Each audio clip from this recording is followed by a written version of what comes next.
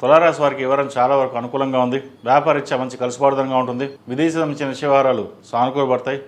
వృత్తి ఉద్యోగంలో మంచి మార్పులు చోటు చేసుకుంటాయి. మీరు కన్న కళల్లో నెరవేరుతుంది. ఏదైనా ఒక కార్యక్రమం ప్రారంభించాలని అనుకుంటారు. కొత్త ఉత్సాహంతో ముందుకు సాగుతారు. మన కష్టానికి తగ్గ ఫలితం దక్కుతున్న భావంతో మంచి అవకాశాల కోసం ఎదురు చూస్తారు. అవి వెతుక్కుంటూ మీ దగ్గరికి వస్తాయి. అదేవిధంగా శత్రువులపైన మీరు విజయం సాధిస్తారు. ఎవరైతే శత్రువులు ఉన్నారో వారు మీకు మిత్రులుగా మారే అవకాశం గోచరిస్తుంది. మీరు వారికి ఎప్పుడో చేసిన సహాయానికి కొంతవరకైనా రుణం తీర్చుకోవాలనే భావంతో ముందుకు రావడం అదొక మంచి అవకాశం అని చెప్పచ్చు.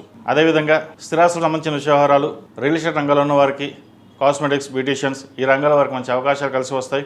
భూ క్రయ విక్రయాలు లాభసాటిగా ఉంటుంది. కొత్త గృహం కానీ ఆభరణాలు కానీ కొనుగోలు చేసే అవకాశం గోచరిస్తోంది. రావాల్సిన ధనం చేతికి అందుతుంది.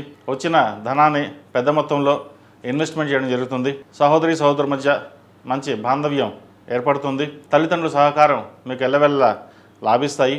వారి సహకారంతో మరింత ముందుకు వెళ్ళే అవకాశం గోచరిస్తోంది. జీవిత భాగస్వామి సలహాలు, సూచనలు మీకు ఎంతో మేలు చేస్తుంది. జీవిత భాగస్వామితో ఉన్న విభేదాలు ఏవైతే ఉన్నాయో అవి తొలగిపోతాయి. ఏదైనా సామరస్యంగా ఉండాలి, అందరితో కలిసిపడతనంగా ఉండాలనే భావన ఏదైతే ఉందో నెరవేరుతుంది. విద్యార్థులకు విద్య పట్ల ఆసక్తి తగ్గుతుంది, శ్రద్ధ తగ్గుతుంది. అయితే పట్టుదలతో ముందుకు వెళ్తేనే విజయప్రాప్తి అన్న పదాన్ని గుర్తుపెట్టుకోండి.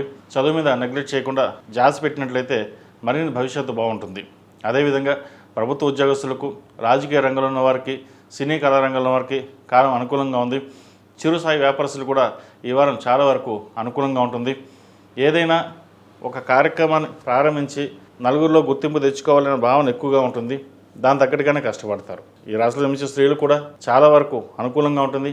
ఆరోగ్యరీత్యా కూడా ఎటువంటి ఇబ్బంది లేని వాతావరణం ఉంటుంది. రాశ్యాధిపతి, అష్టమాధిపతి అయిన శుక్రుడు సప్తమంలో ఉన్నారు. తృతీయ షష్టమాధిపతి అయిన గురువు భాగ్యంలో ఉన్నారు. భాగ్యంలో వీరికి బలంగా ఉన్నారు. అదేవిధంగా శని కూడా 6 బలంగా ఉన్నారు. వ్యయాధిపతి, భాగ్యాధిపతి అయిన బుధుడు 6 ఉన్నారు. దూర ప్రాంత ప్రయాణాలు, వ్యాపార అభివృద్ధి, ఉద్యోగంలో స్థిరత్వం అనేది లభిస్తుంది. ఈ రాశివారు ప్రతిరోజు ప్రతినిత్యం ఓం నమస్తే ఒత్తుతో దీపారాధన చేయడం, కాలభైరవ రూపు మెడలో వేసుకోవడం చెప్పదగిన సూచన. ఈ రాశిలో జన్మించిన వారికి కలిసి వచ్చే సంఖ్య 2, కలిసి వచ్చే రంగు నేవీ బ్లూ. ఏదైనా పని మీద బయటికి వెళ్ళినప్పుడు సోమవారం కానీ గురువారం అడిగిన వెళ్ళండి. మంచి ఫలితాలు సంప్రాప్తిస్తాయి.